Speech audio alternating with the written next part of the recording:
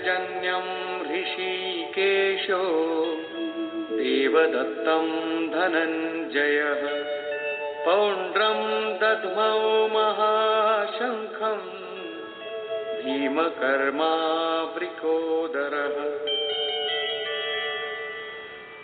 ऋषिकेश, जो हृदय के सर्वस्व ज्ञाता है, उन कृष्ण ने 5 जन्य शंख बजाया।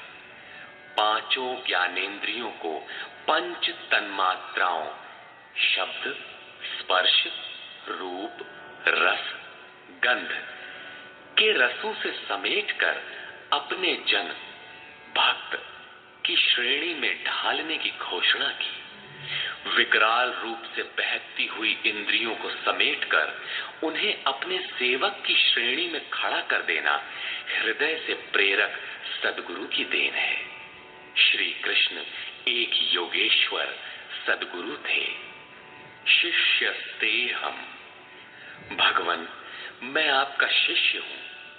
बाह्य विषय वस्तुओं को छोड़कर ध्यान में इष्ट के अतिरिक्त दूसरा न देखें, दूसरा न सुने, न दूसरे का स्पर्श करें।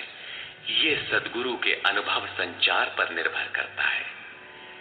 देवदत्तम धनंजयः, दैवी संपत्ति को अधीन करने वाला अनुराग ही अर्जुन है। इष्ट के अनुरूप लगाव जिसमें विरह, वैराग्य, अश्रुपात हो। गदगद गिरा नयन बह नीरा, रोमांच हो।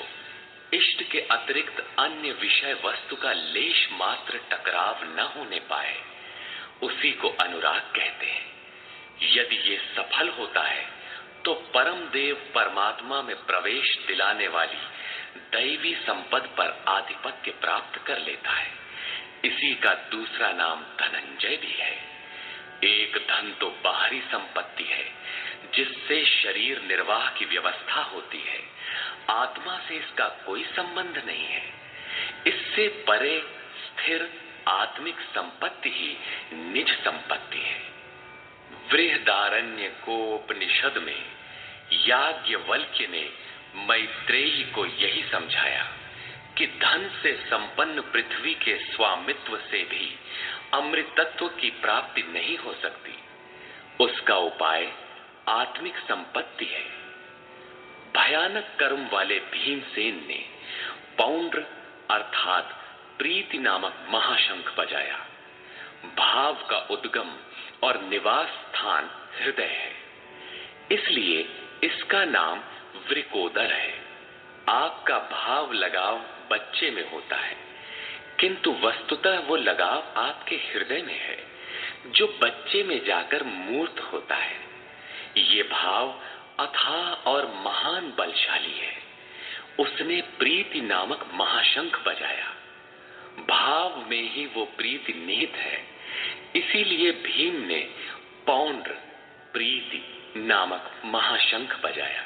भाव महान बलवान है, किंतु प्रीति संचार के माध्यम से।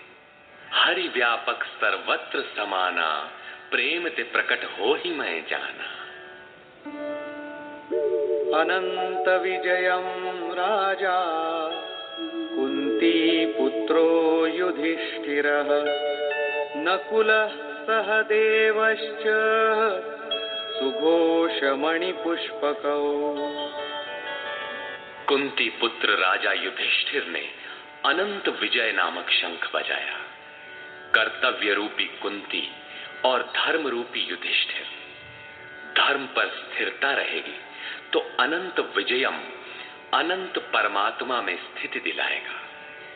युद्धे स्थिरः सह युधिष्ठिरः। प्रकृति पुरुष क्षेत्र क्षेत्रज्ञ के संघर्ष में स्थिर रहता है, महान दुख से भी विचलित नहीं होता। तो एक दिन जो अनंत है, जिसका अंत नहीं है, वो है परम तत्व परमात्मा, उस पर विजय दिला देता है। नियम रूपी नकुल ने सुघोष नामक शंख बजाया। ज्यों-ज्यों नियम उन्नत होगा, अशुभ का शमन होता जाएगा, शुभ घोषित होता जाएगा। सत्संग रूपी सहदेव ने मणिपुष्पक शंख बजाया। मनीषियों ने प्रत्येक श्वास को बहुमूल्य मणि की संज्ञा दी है। हीरा जैसी श्वासा बातों में बीती जाए। एक सत्संग तो वो है जो आप सत्पुरुषों की वाणी से सुनते हैं, किंतु यथार्थ सत्संग आंतरिक है। श्री कृष्ण के अनुसार आत्मा ही सत्य है, सनातन है। चित्त सब ओर से सिमटकर आत्मा की संगत करने लगे, यही वास्तविक सत्संग है।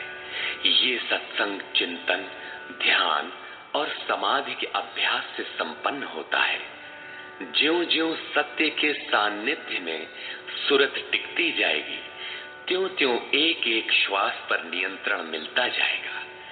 मन सहित इंद्रियों का निरोध होता जाएगा। जिस दिन सर्वथा निरोध होगा, वस्तु प्राप्त हो जाएगी। वाद्य यंत्रों की तरह चित्त का आत्मा के स्वर में स्वर मिलाकर संगत करना ही सत्संग है।